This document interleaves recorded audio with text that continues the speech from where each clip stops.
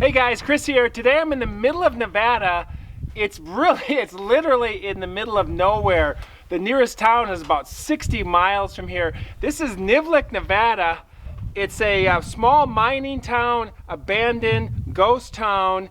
And I got the backpack on here, loaded up with gear. We're gonna take a look and check this place out, do some exploring today. That's next.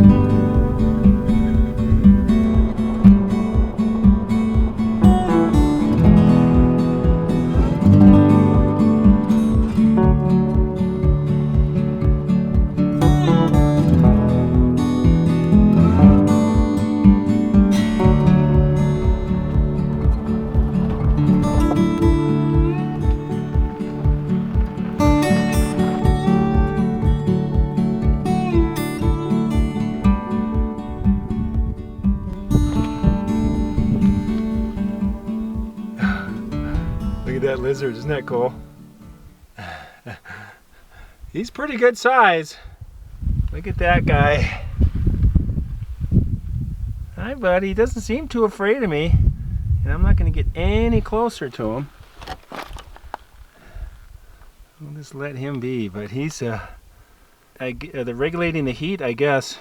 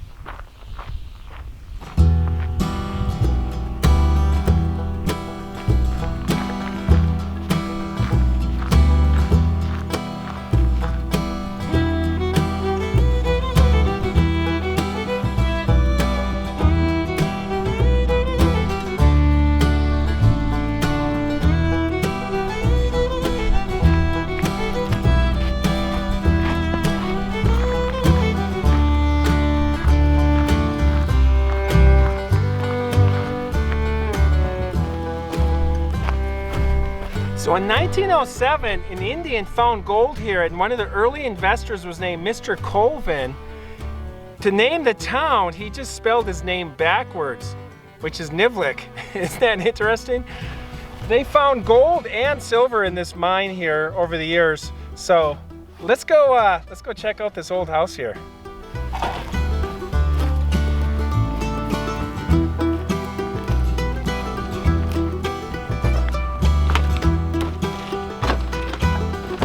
You got to be really careful in here. But you can see a lot of the sheetrock and the siding is just fell off, been torn off the walls or the ceiling. It's not a very big house, but it does have some rooms. Here's a little bedroom. Look at this. There's a view out the back window here. That must be like the pantry or something right over here. Here's your backyard. I bet the mine manager lived here. There's a hallway and looks like a closet or something. Ooh, the wind really picked up. Hear that out there? Woo! I'm gonna have to watch the wind. But yeah, this is the main living space. You can see there's a heater vent right there. And that went up to this pipe right here. And then that went up to the ceiling right there. So that was his heat source. Did not have air conditioning back in those days, so Nice view out the front here, and really cool looking deck. Look at this old deck here. They'd sit out here after a day's work, have a beer, and watch the sunset, which that way's west, so.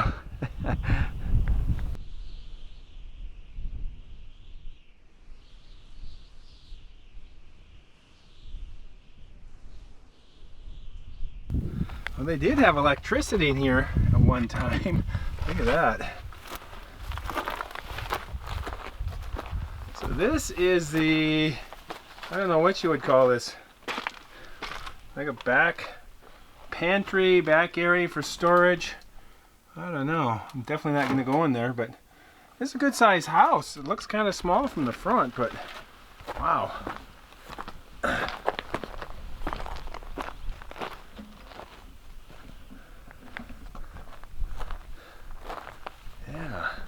They sided this one with metal sheets, and then down here they have the siding. It looks kind of like it's trying to mimic brick, but it's almost like it's like a shingle type material. But I bet when it was all done and finished and put together, it looked kind of nice, like a nice brick house. But right now it doesn't look quite as nice.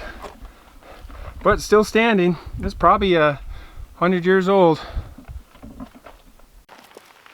All right, so between 1937 and 1943, those are the peak years for this mine. In fact, it was Nevada's largest silver producer with 4.6 million ounces of silver produced during that time, and also 18,000 ounces of gold. That seems like a lot of gold if you were to find that out here. So let's take a look at this building here.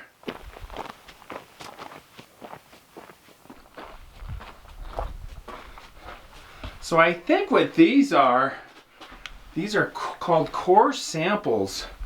And the main shaft out here would like ram way down there, thousands and thousands of feet, to check out the different layers of the earth and see what was in those layers. So they were samples of the earth. It's kind of like taking a straw and sticking it into some sand, and then it gets stuck in there and creates these cylinders like this.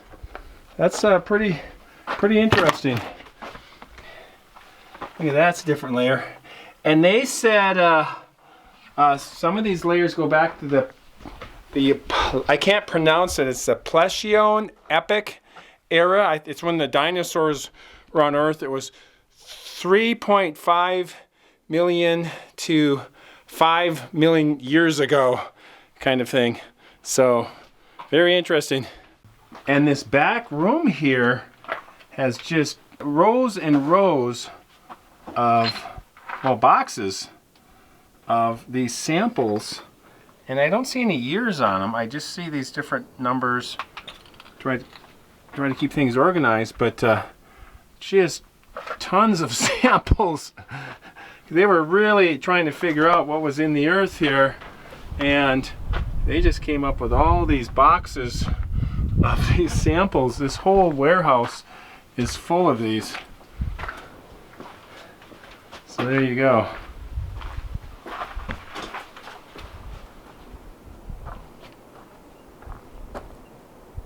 So check out this train trestle behind me. I think it was used for the mining cars to get across this gorge here. And you can see there was some kind of a, I don't know if it's a smelter or something up there that they were processing things in there possibly. But very Western looking. This is about well over 100-year-old train trestle here. Very cool. Gotta love it. It's so Western looking, isn't it? So Wild West. Love it out here. I don't dare hike across it. It'd probably be more than fine, but I'm by myself out here, and anything happens and I'm falling off a train trestle, I'm on my own.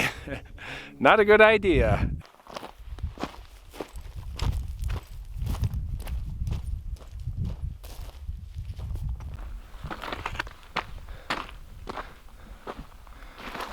This is interesting.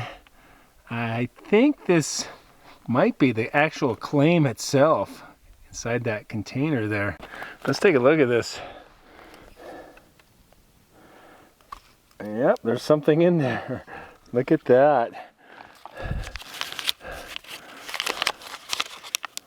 Well, there's the actual, look at that, you guys. An actual notice of location for the Nivloc mine. This is a fairly new thing here. Look at that. That's how they make their claim. They just let you know, yeah, that's my claim. So don't mess with it. So we will put this back, obviously, and leave things as always. Leave things as you find them. Lode mining claim in Esmeralda County, Nevada.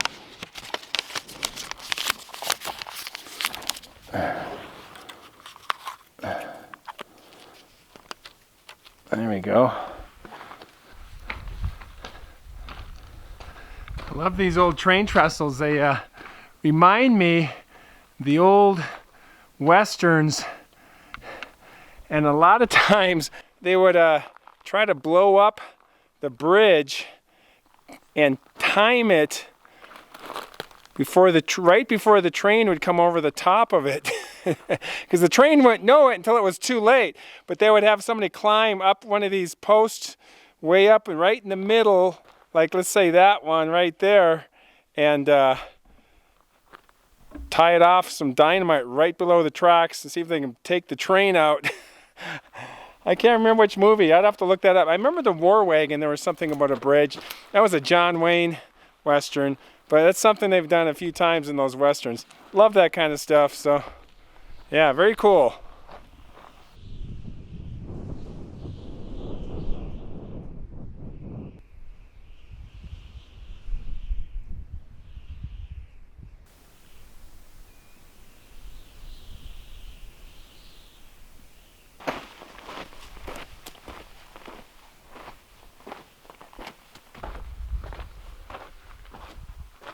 Looks like some kind of a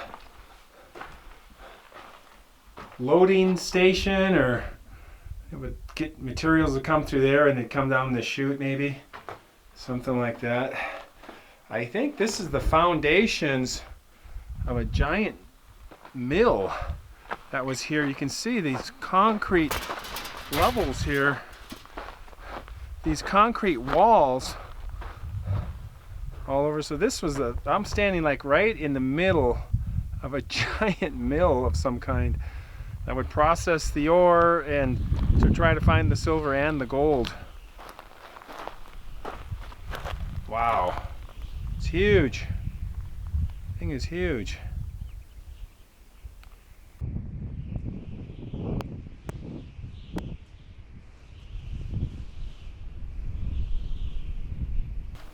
So this is one of the mine openings here.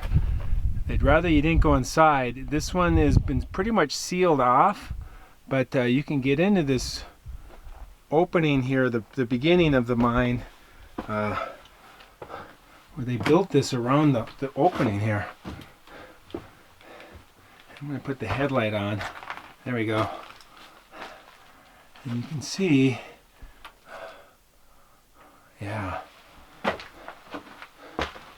See, in this way they could shut the door and lock it and keep people out. That's why they built this structure. But you can see here's the actual beginning of the mine, and then they've sealed the entrance right there.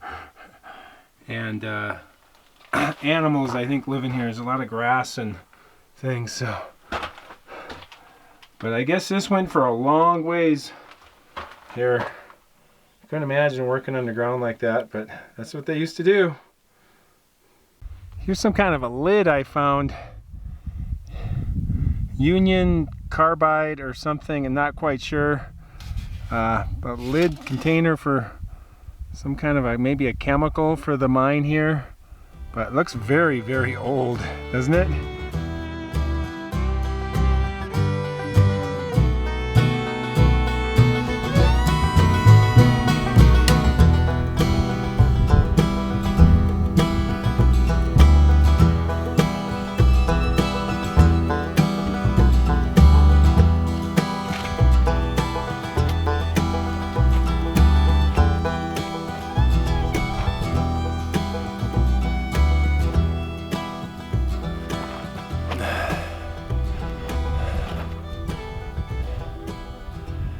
Go ahead, make my lunch.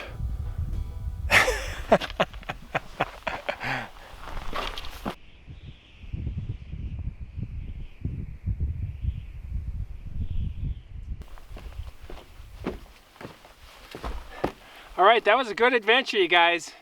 I appreciate you coming along with me today. And if you like what I do, like and subscribe. And as always, we'll see you next time. Keep hiking.